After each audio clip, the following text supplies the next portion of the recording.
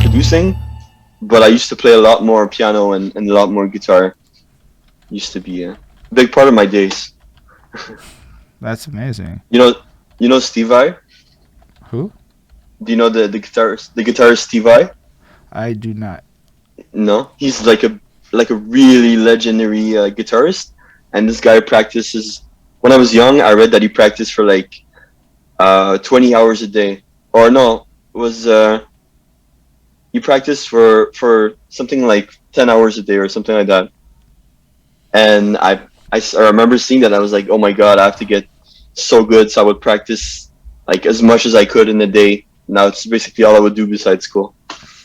Yeah, it's crazy. My dad told me Jimi Hendrix did that kind of stuff, and he would like play guitar while he was taking bathroom breaks and stuff, like all of that. And I took that to heart for real. That's a good lesson.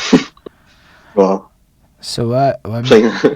I mean, yo, I mean, the guy went down as an elite. Like, you don't get to be like that good unless you're really taking it, I think, to like that extreme, right? Like, I'm not saying you Mm, can't get good, but like, that's like a level of good that is like super level, you know? You really have to put like I know I don't put enough time into rapping to ever be like that good at it, you know? Because that's like there are people that just that's all they do. So I like that you said that a lot. Um, mm. so when does like beat making start, or when do you get into producing, or all of that? Like when does that happen? So I only started producing about 4 years ago, So and that's like after high it school. was yep, right when I started CJIP, and it happened because I had a lot of like rapper friends in that era, and they needed beats. They needed someone to record them, and that's when I started getting interested really in that, and I started making really shitty beats at first and recording badly. But around that era, that's when I got the um, the spark for it. Yeah. So like tell us a bit more about like that journey, right? So like what it how like tell us what it's like to get into making beats, and like, you know, a bit more about it at like a literal level. When you start out, you're super confused because there's somewhat of a gatekeeping happening. You don't know what you need. You don't know how to get it. You don't know what sounds good. And I was like swimming. I didn't know how to swim in like the producer world. So beats are shitty because there's not a lot of resource to teach you how to make it good. And so I would buy plugins. I would buy things that would make me sound good.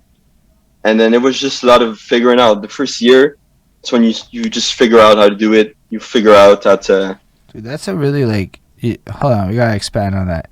You said a lot, like really big, a lot. Like you just dropped a fucking knowledge nugget and a half on us right there. It's really gatekeepy. Yo, that's like a that means that there's powers that be in the universe that are actively making things harder in order, in a sense, in order to like, and you said plugins. I'm gonna go with profit off of people's ignorance, and I use the word ignorance not to imply anyone's stupid, but like you said, it's an overwhelming world. So tell us a bit about that, with like more of what that is, because I think there's a lot of beat makers who could benefit just off of anything that you could share about what's good, what's bad, what's to avoid. Because even if I were to start making a beat today, I'm in the same position you're in then, because I don't know shit right now.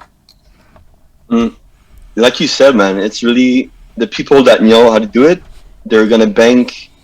They're gonna choose to profit on the one that doesn't, on beginners, on people who don't know what to expect, and they just want to improve really fast. So um, like they start making beats. They don't know how to get sounds. Some people are gonna sell like a cheap sounds reused, cheap plugins, and they're gonna be like, "Hey, pay this because this is what's gonna make you sound good."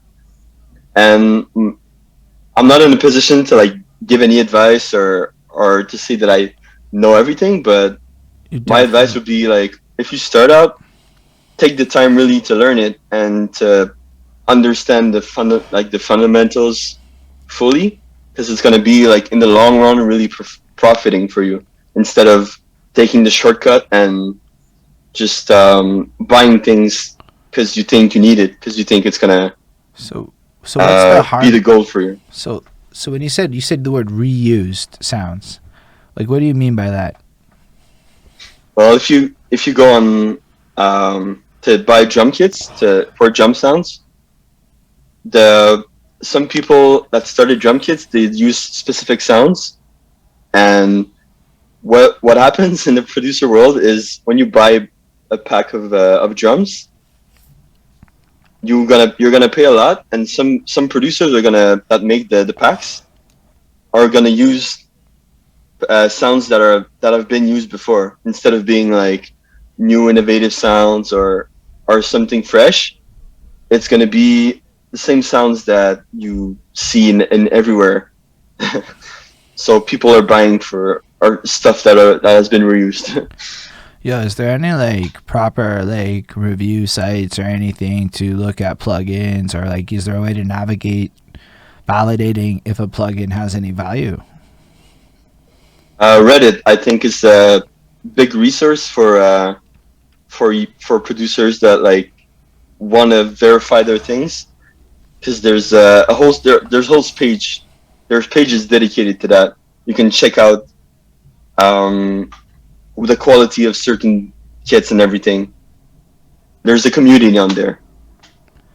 That's dope, and I think it's cool that you Yeah. went and found that out. So already, what we've learned from you is that you can't really cheat the shortcuts because learning it's gonna save you money because plugins are hit or miss, and then you're dependent on buying new plugins every time to get whatever sounds you're chasing, right? So I assume you can find. It's almost like you describe plugins like through these microtransaction add-ons that just keep like giving you quick. It's almost okay. So you're like waiting out the 4 hours to unlock the loot crate in the microtransaction game, and like plugins are like buying the gems to get the treasure chest right away. So you can achieve the same goal either way. Only the plugins cost like a shit ton more money. Ish. Well, yeah, I'm not saying that all plugins are bad, but some plugins are made to be shortcuts. There's some things that are like essentials because it's basic like Right. editing, but Like a there's like GSer. some stuff that yeah, exactly. And then Yeah, other stuff is like, because I'm getting all these YouTube ads where you see this producer man and he sits there in his chair and it's super the fancy. drip. That's one of them, but there's more than just drip. And yeah, drip is like the 2 clicks and then, oh, It's that sounds perfect. so good, man.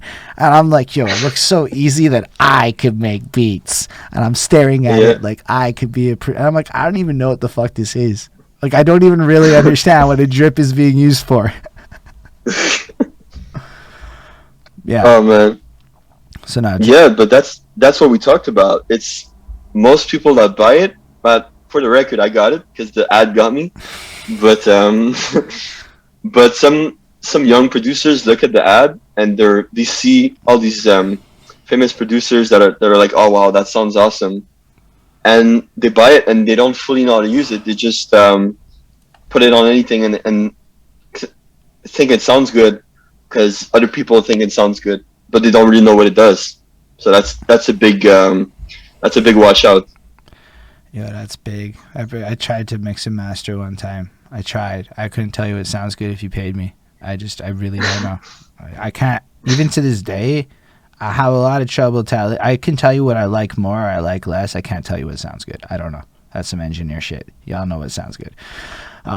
Or yo, what's that? Okay, you're using the word producer. I know that you have there's a distinction between a producer and a beat maker. Do you Hmm. want to elaborate on that? The difference between the producer and the beat maker and all that good stuff.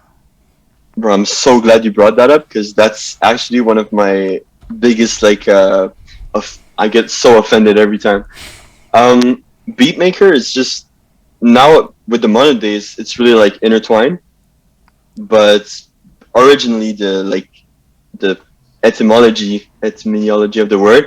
Beatmaker is just the one that's gonna make the track. That's gonna lay the drums, the melody. They don't even mix. They just make the melody, the drums, and edit. And then an actual producer, what he's gonna do is um, take a song and work on the arrangement. He's gonna make sure the song starts from pieces, and he's gonna put the puzzle together. He's gonna put the pieces of the puzzle together, and he's gonna make sure that the song at the end becomes the most interesting and elaborate final product it can be. So now with the modern days, someone that makes the beat is gonna be sometimes in the studio working close with the artist, but originally that's the main difference. So a producer is responsible for compositional choices, and a beat maker, song structure compositional choices, and a beat maker is more specifically the literal compositional choices of the melodies and the rhythm patterns. So you would basically have the beat maker would make the shit in like the drum packs and open up the whatever FL Studios and lay it all down right, give you a bunch of like, yo, check this pieces, right? And then a producer's like, this is how we turn this into a song. Well, without, because I think it's still at that point still a composition, and it needs vocals to technically be a song. That's right. If you Google it, a song technically has vocals according to the internet when I Googled that shit.